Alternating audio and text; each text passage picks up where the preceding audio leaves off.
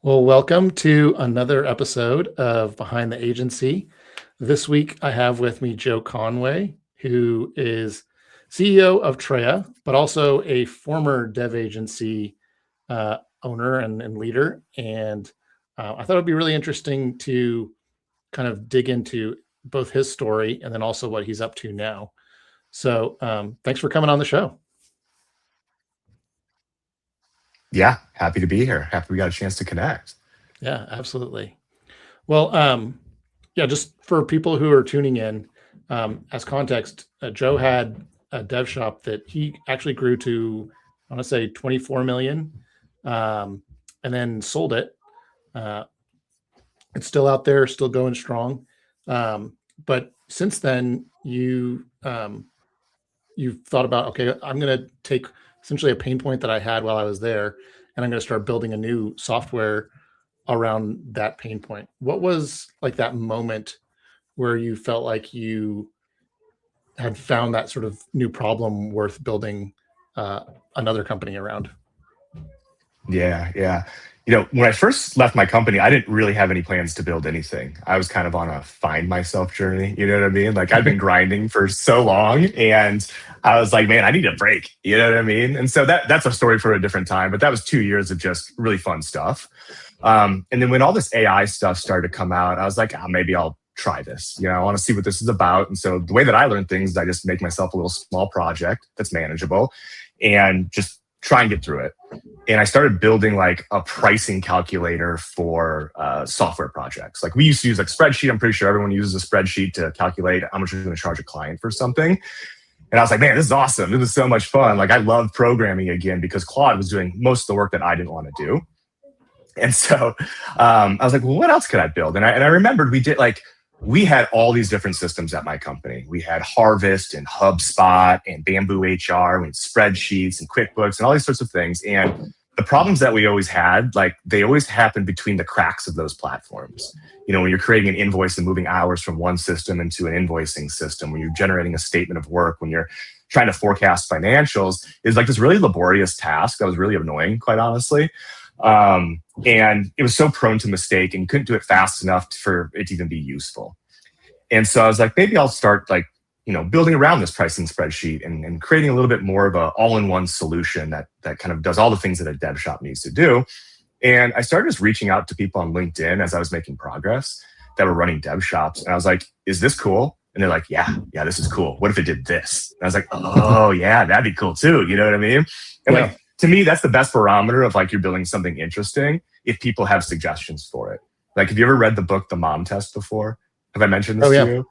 Yeah. Yeah. Like the mom test is just basically like you show something cool to your mom that you're working on, and her only feedback is, that's amazing. Let me put it on the fridge for you. It's like, okay, but like that's not really a good indicator of how valuable this is going to be, like to sell to people. And so to get Yeah. real feedback from people that were in this position who would be the type of people using it, and for them to be interested in it as well, I was like, okay, like I should keep building this thing. And of course, like any engineer, every problem when you first think about it is like, oh, that'll take a week. That'll take 2 weeks. And then a year later, you're like, oh man, that did not take 2 weeks. It's like, this is such a more complicated problem. And it's not like, I knew what the problems were. I knew how I wanted to solve them basically. But again, when you're building something, even with all these AI tools, like it still takes someone who knows what they're doing. It still takes time. No. Well, I would say even more so. I mean, a lot of the agency founders that I talk to, they're getting a lot of sort of rescue work because people build something to a point where it's like, oh, they kind of hit the ceiling of where their knowledge was, and they're like, oh, we need somebody who actually kind of knows engineering a little bit more to like help kind of make this what this should be.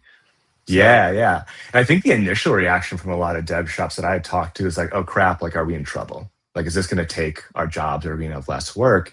And I think like the opposite is true, not just from the rescue perspective, but you have, I think like Lovable, for example, has 25 million apps on it. And I'm sure like 24 million of them are complete garbage of someone just like starting one and stopping one and not caring. yeah, But there's so many people out there who are trying things and trying to solve problems. And like you said, they're not going to, like, without engineering background, you're not going to be able to commercialize a product. But you are going to be able to identify, like, is this a cool thing? Like, can I get some few things working? Can a few people try it? Like, you can get to product market fit a little bit sooner, or at least be able to taste it and see it. And so I think there's going to be more opportunities out there for more software. Like you keep telling me that like AI is going to eat software. I'm like, no, no, no. AI is software. Like it's the same thing. Yeah. No, I think I don't know if it was you I made this comparison with, but it's like when smartphones with really good cameras came out, and people are like, "Oh, you know what? Like Hollywood's done for. Like we're not going to have movies anymore because the average everyday person's going to be able to make movies." And it's like, nope, Hollywood's still, you know, rocking and rolling, doing their thing. If anything, maybe there's some new talent that's discovered. Somebody Yeah. who is able to do something with a smartphone that wasn't possible before. Um, but I think they're two different things. Like there are people who are using smartphones for really cool things, and there's Hollywood. And I think it's going to be, people using AI and AR software development for certain use cases. And then there's going to be like, the classic, software tool use cases that have always been around. So, Yeah. It just decreases the barrier to entry for so many things. I mean, Spotify is another example of that. You don't have to have a bajillion dollars in a recording label to be an artist. You know mhm. what I mean? You can get your music out there and you don't, you know what I mean? There's not just artists that are way up here making $1 million and then like everyone else who's, making absolutely zero. There's a nice gradient now because there's a Yeah. distribution mechanism for that. Same thing with social media.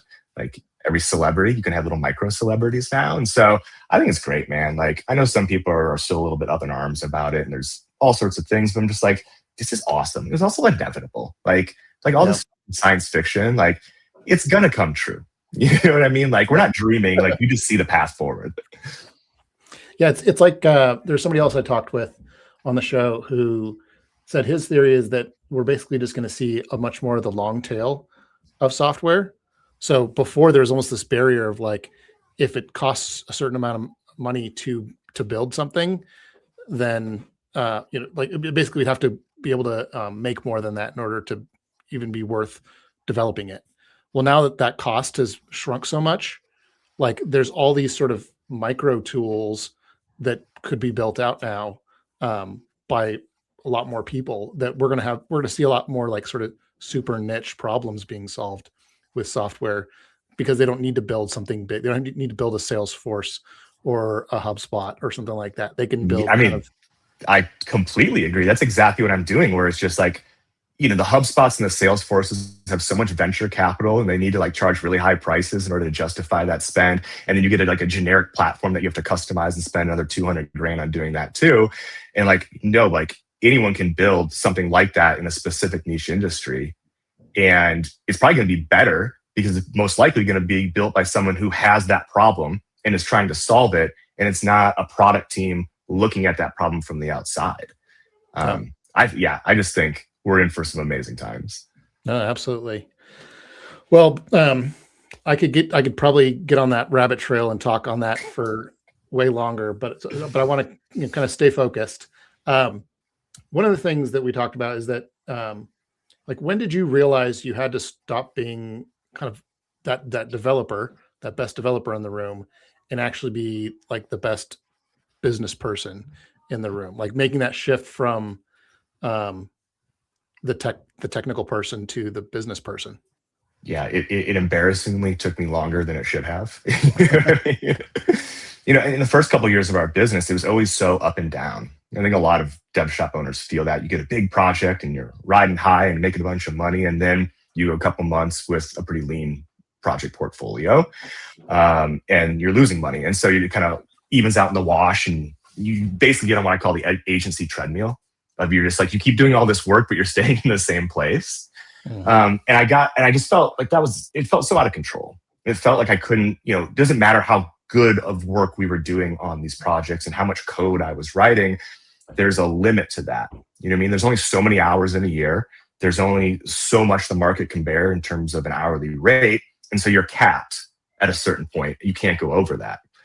And so for me, I wanted to say, well, what matters to the business? Like, where could I be most effective? Because while I'm a good programmer, we had great programmers. Some of them were better than me.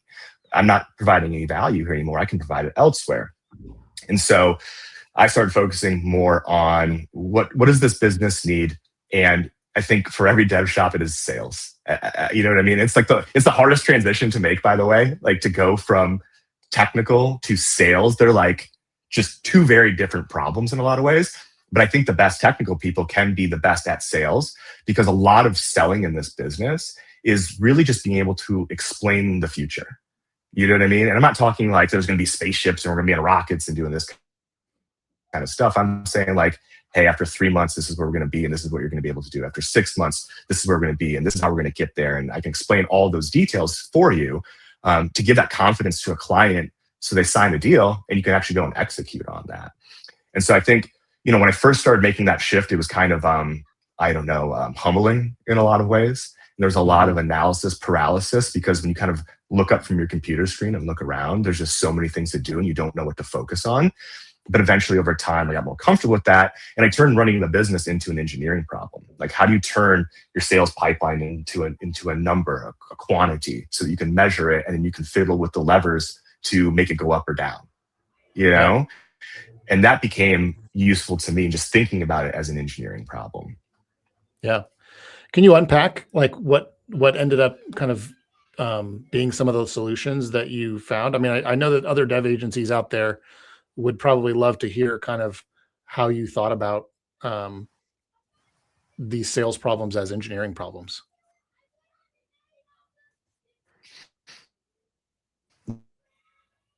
Yeah, and resource utilization, and there's a whole bunch of different things. But sales problems is really about, you need a lot of at bats. You need to be able to get yourself out there, got a lot of leads at the top of the funnel, which is an incredibly hard problem that I wish I could tell you I knew the answer to, because then we'd all be making crazy bucks right now. So you know what I mean? To go and generate leads in the software world, and we stumbled a lot too. We hired a couple different marketing agencies thinking, that's all we need is a marketing agency to sell our services. But it's really hard to market software development services, because everyone wants to raise their hand and say, well, we can do everything. And it's true, you can do everything. But the reality is no one's going to bite on that. No one's saying, well, I'm looking for someone that can do everything. They're looking a little bit more specific to their use case. And so what I found that works, and I've seen it work for other companies, I think you mentioned this as well, which is you want to focus a little bit more on some core competencies and like industry verticals that you have. Mm-hmm. And be able to talk about those case studies and be able to talk about the problems that you solve, because then people could see themselves in that problem. I think the other thing is, and this is like one of my mantras, is you just always have to be selling. Like, I don't care if you're at a party. I don't care if you're just sitting in line at a coffee shop. You know what I mean? You have to be able to rip your sales story off really, really quickly. And I remember for me, I come from humble Midwest beginnings, and I was like, well, when someone asks me what I'm doing, I'm like, well, I'm in tech. You know what I mean? I'm just trying to be like mysterious about it, but that doesn't help anyone. That is definitely like, you're going to get your leads by talking to people about what you do. And so the way that I shifted that is, I didn't say like, I'm the CEO of this company either. I started telling stories about really interesting things that we were working on. And that leads to more conversations. And most importantly, people hear those stories. And when they hear someone else talk about it, maybe at their workplace, maybe a friend of theirs, they're like, oh, I remember the story about this problem this team solved, and you should really meet this guy. I think that really helps to get the word out there. Yeah. I think that's what a lot of people need to shift their mindset towards, is being able to talk about those outcomes and those stories. It's like everyone has case studies and they put them on their website and they put them in a presentation deck. And you should do that, absolutely. But I think what's more valuable is when you're having a conversation with someone, not to say like, we increased consumption by 33%, but to tell a story about that project and how it went and why it was valuable and the outcomes that got for the client, and not even necessarily in a case study numbers format, but in a personable, relatable story. Yeah, it's almost like just internalizing those narratives so that they're just on the tip of your tongue anytime you're talking with someone. It's like, oh yeah, there was this one person that, and you can just kind of spit it out, no problem, because it's just know it like the back of your hand. Yeah, like I heard this thing. It's like the best CEOs just have 5 really good stories they tell every day. And I probably seem like a schizophrenic to people that live near me, because I'm oftentimes just talking out loud and rehearsing different stories that I think would be helpful to people to help them understand what it is that I do. And I think you do have to rehearse them. It sounds a little bit weird and a little bit strange, and get in front of a mirror and get in front of a camera. But I think you gotta, I went to this workshop a couple weeks ago, and the whole concept was you come up with a story from your life and you tell it in 3 minutes, and then you tell it in 2 minutes, and you tell it in 1 minute, but you don't go Mm. faster. And the idea is you're stripping away the unimportant details to get to the core of what it is that you're trying to communicate. And I think everyone should be doing that for their company. This is who we do things for. This is when they come to us, and this is what differentiates us. Yeah, absolutely. Well, related to the sales question, the sales conversation, maybe, you mentioned that there was one client that took you 18 months to close.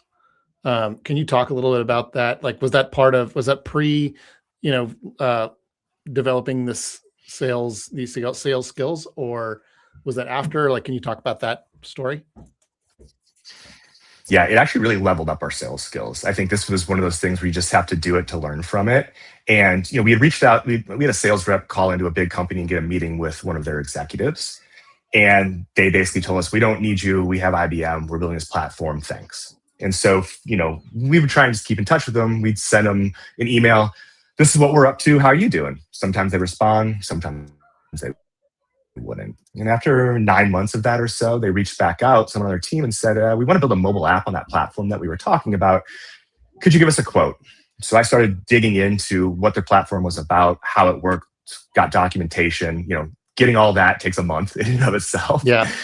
Realized very quickly that this platform was not going to support what they wanted to do. It wasn't even going to support a mobile application. It was, quite frankly, I don't know how it was running. It's like they must have had it like in a data center on toothpicks or something. It was pretty wild. And so went back and said, your problem is not this. Yeah, let's solve that problem. Your problem is you have to rebuild this entire thing. It's garbage. And they're like, well, that's tough. We have 5 different business units that use this platform for different reasons. I said, well, let me talk to them. So I went through this song and dance and going to all these different business units and talking, and I'm trying to understand, well, what's working, what's not working, what are you trying to solve for here? And then from that, I started building like a plan. It was really like an architecture diagram and a little bit of a plan. And started building this plan and taking it back to them and saying, well, what would this do for you? How would this work? And eventually I became this internal champion inside of their business, going around to all these different business units to tell them how great this product was going to be and how much money they were going to make and how it was going to solve all these different problems. And that took a good chunk of time. But then the part that I didn't expect was when everyone said yes and all the executives were on board, then we had to deal with procurement. And procurement at a big company this is kind of our first time really going through this long of a process.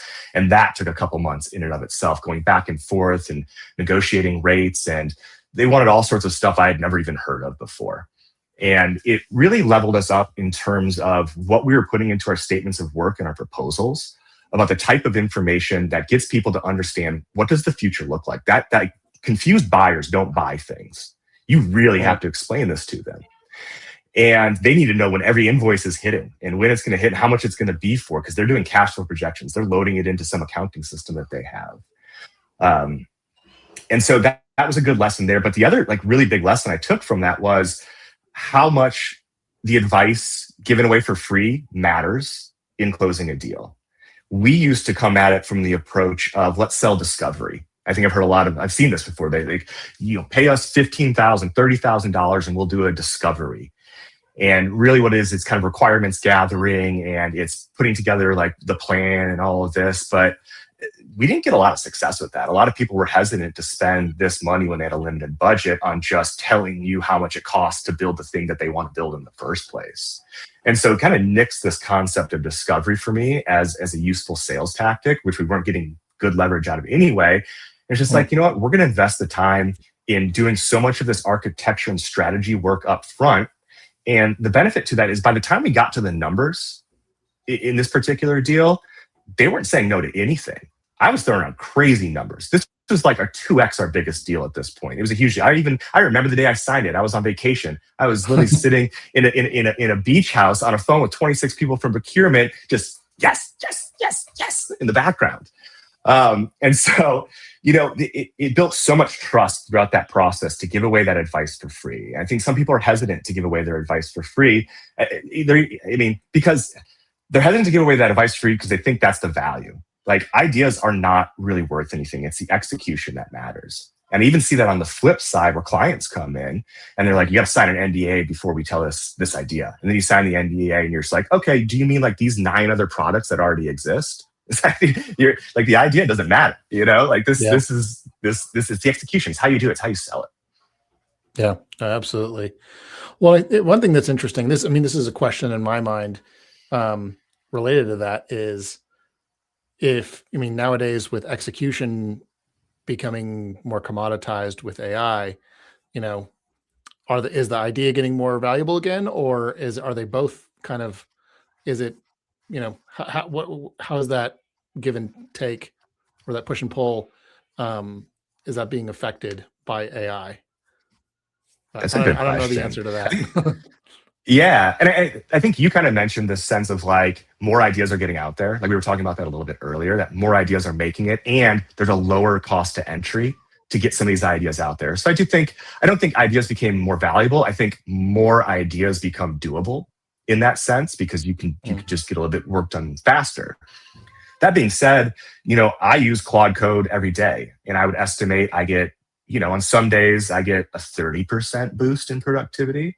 Some days I get a 0% boost in productivity. I just want to throw this thing out the window because it's not doing what I need it to do. And I actually have to go back and write real code. And so I still think the execution still matters. I just think there's going to be more of it. You can, instead of now as a dev shop, you have, let's say you got 10 people on your team that are billable. You can only take on 2-3 projects at a time. Maybe now you can take on 4 or 5.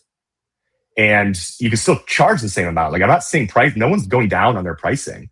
We're still billing in some derivative of by the hour. And the people that are doing these jobs are still getting paid the same amount. And we're still making the same margins. And so I just think it's just more. There's more volume. Yeah, that's a good point. Well, I guess related to all that, you ran this agency, you learned a lot of these things about yourself, about sales. Bringing that full circle to now, you're building Treya, which is specifically for agencies, kind of helping to deal with the pain point that you felt personally when you were running this agency. When you like show this to potential clients, like what is it that they're experiencing before they find it, and like what is it that it's solving for? Yeah. I think sometimes they really don't even know what they're experiencing in some ways. They just are constantly on that treadmill wondering why this is so difficult. And I think a lot of the times everything is very reactive. The weeks are reactive. There's a lot of putting out fires. And there's a lot of things that fall through the cracks in ways that show up kind of awkwardly. Like for example, I've had this happen to me before where you close a deal, you tell your team about the project, they get started, and when you go to send the first invoice, the client has a problem. Like, I didn't expect this invoice, and I thought we would be here by now. And there's this incongruence or this misalignment that happens because something fell through the cracks. And there's a lot of that happens when you're working and you're operating a small company because everyone has to wear so many different hats and you only have a limited amount of time in the day.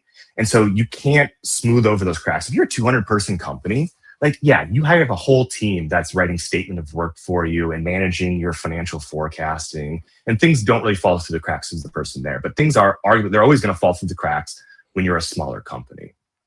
And so what I'm hoping to do, and what I think is working for the people that are trialing the software right now and using the software, is smooth over those cracks and make it so a smaller team has access to the same level of information that a larger team does, but through software as opposed to having people do it. Yeah. No, that's smart. That makes a lot of sense. What did that, I guess, what am I trying to say? I guess when is it like a good fit for an agency, and when would you say is it not a good fit? Maybe that's the question. Yeah. I think if you're in that 200-person category and you're like a huge company and you're doing mergers and acquisitions to grow and all this kind of stuff, and you have a CFO, you've outgrown this software at that point. You are custom building your own ERP. You have people to manage all this kind of stuff, and you can afford the overhead of doing that. If you're a 10, 20, 30 person shop, you can't afford to have a lot of your staff be administrative. Your staff needs to be 90+% billable people. And that's where they fall through the cracks, is because you don't have as much, and it's hard. It's hard to make that administrative hire too, by the way, because it's just a cost that's associated with it. And so I think if you're in that stage where you're continuing to grow and you're continuing to like gain more clients, this is a perfect tool for you. But if you're past that point and you already have like a humming operating machine and you've built something crazy on Microsoft Dynamics or Oracle that fits your specific needs, that's probably for the best. You know what I mean? But where we want to be is, we don't want you to have to do these customizations and these integrations and define this and have people that actually have to administer this platform. And that's why we're focused just on dev shops, is we're just solving that specific problem. Like, all the tools that are built into it are the way that you should do things if you're a dev shop. And I remember, when I first started my company, and even people that I talk to now, there's this concept of wanting to be different, that your agency is different. I've even heard people use the term, well, we're the anti-agency. And I agree that you should be unique in what you offer to your clients and to your colleagues. The way that you have your company culture, the type of projects you bring on, the way that you approach things, the way you think about things and speak to people, like, all of that is you and unique and special. But invoicing's not. Yeah. Resource allocation's not. The metrics that matter are the same for all of these businesses. And a part of what I'm trying to do is help people understand the ones that matter so much, versus like frivolous, like I don't care about your net profit margin last year. I care about your forecasted profit margin on this project, because you could do something about that. Last year doesn't matter anymore. You're only as good as your current clients. And if you're not growing, you're dying. And those are two things that I've like burned into my head. So that's the way that we're approaching it, is how do you just custom fit this for these types of companies. Yeah, I like that. You're basically solving for all the things that can be kind of very clearly, you can kind of map out the math problems for it, and it's like, hey, let's help you get to these answers more quickly. I mean, basically stuff you're probably already doing in spreadsheets and things like that, but that's just not an ideal setup for doing all that work. It's like, well, let's actually make everything talk to each other and put it in a place that makes sense. Yeah, it's all math at the end of the day. It comes down to one number: how much money you took home. You know what I mean? Like, can you keep your company running? And so like, I remember I used to think that when I first started my software services company, like, I had very little idea of what I was doing, and I thought I was a software company. I was like, I run a software company. It's like, I don't run a software company. I run an agency. I'm closer to a marketing agency than I am to a Google or a Microsoft. And so the numbers that you pay attention are different. And I remember talking to people who were in the software world being like, what's your customer acquisition cost? It's like, I have no way of computing that. I have no idea. And actually, that metric has zero relevance to me as a services company, because it's all over the map. Like, even if I took an average, it wouldn't tell me anything. Like I said, some deals take 18 months. Sometimes someone walks into your shop and they're ready to go in 2 weeks. And so, that's just not a relevant number, even though that is a relevant number to a software company. Yeah. Well, it's like, I mean, this is something I say all the time, but like, it's basically like when you're bringing in business on relationships, like, there might be some, I guess, intangible customer acquisition costs. It's not just a dollar figure. So it's a lot easier to turn it into a math problem, when it's a software tool or something like that. It's like, you got this many people coming in and this many people converting into clients, and this people like retaining for this long. But it's a lot messier when you're dealing with services in general. It is. It's a simple. It's fun. I mean, it's super fun. Like, what other business do you get to work on completely different projects and solve completely different problems just on the regular? I love that. I love that mercenary aspect to it.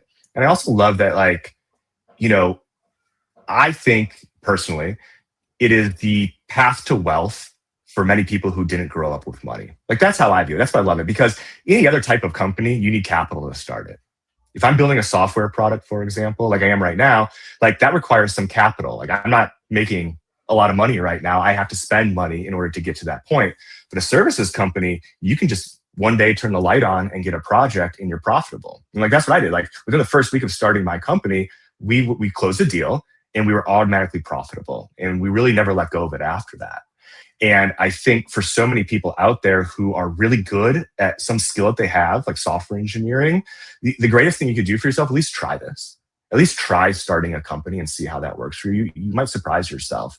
And I do think it's the best way to go like move up a few income brackets.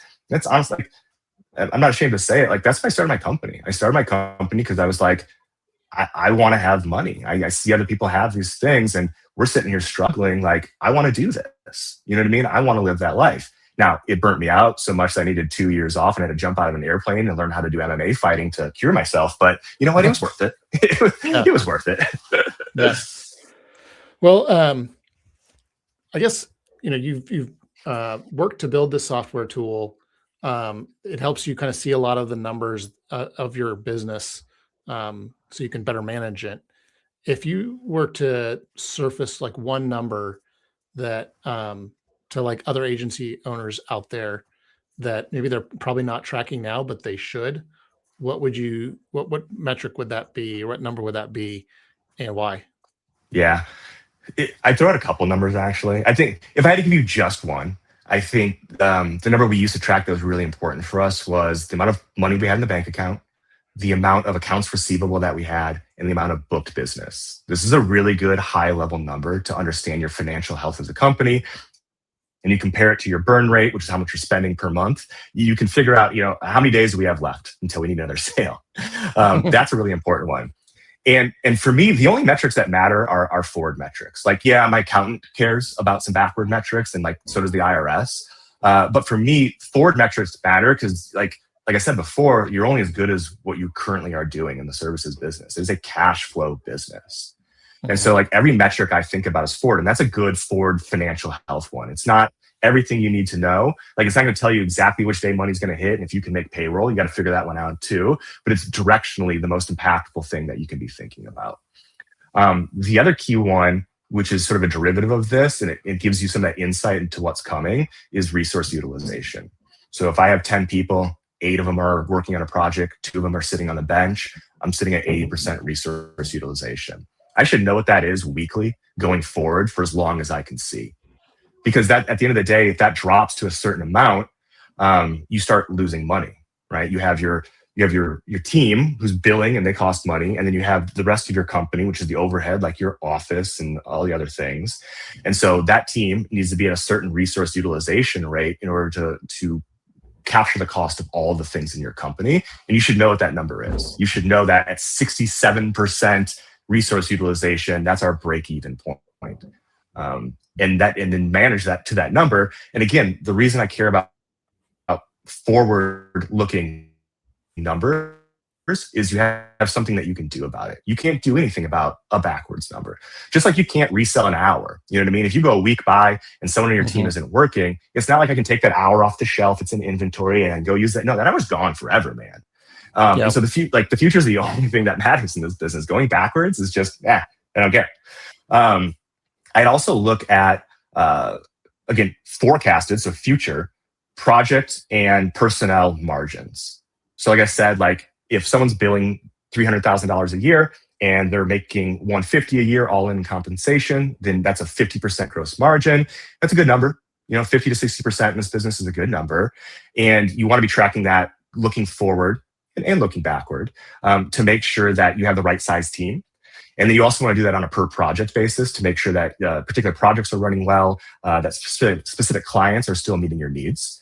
And we found things before with this where we would have some clients that didn't have the same budget as other clients. And as we got larger as a company and we would start to raise our rates, they couldn't quite keep up. And at a certain point, you either have to let them go, which is one option that does happen. But another little thing that you can do here is you can sell them on a discounted rate, but not a specific time frame. So you basically say like, hey, you have 2 months of work that you need to get done this year. I can't tell you when that's going to happen, but if you sign an agreement, we will get it done this year when we have bench time.